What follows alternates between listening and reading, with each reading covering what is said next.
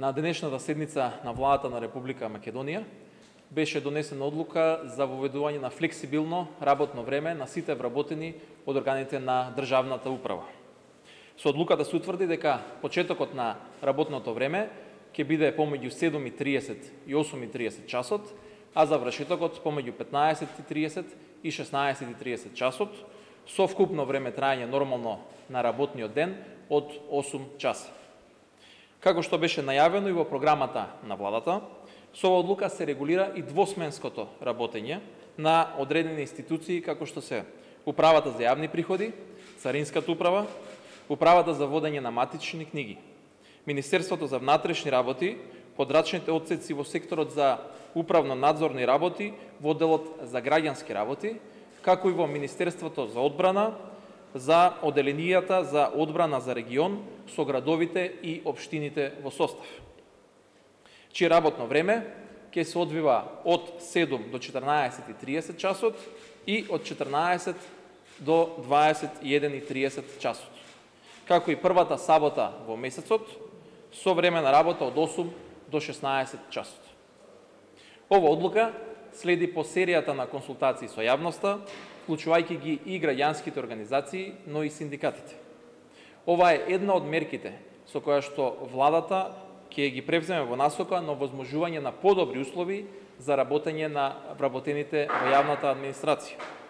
Но исто така, со оваа мерка сакаме да излеземе во пресрет и на родителите кои што по различно работно време почнуваат со работа во училиштата и градинките. Очекуваме оваа мерка да придонесе и кон намалување на сообраќајните гужви, особено во големите градови, во ударните периоди, односно пред почетокот и по завршувањето на работното време.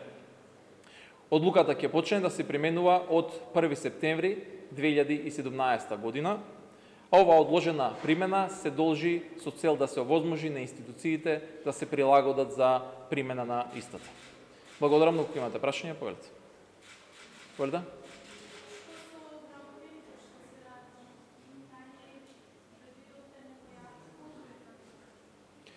Во моментов во сите министерства спроведуваме функционална анализа на вработените во јавната администрација со цел да се види каде имаме суфицит, вишок и каде имаме недостаток на одредени кадри.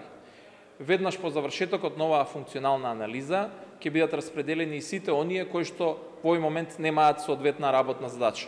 Но, она што и цело време го зборувам, зборот реформа сакам да го сменам со реорганизација и прераспределба на вработените во администрацијата со цел граѓаните да имаат многу поефикасен сервис и услуги од страна на администрацијата.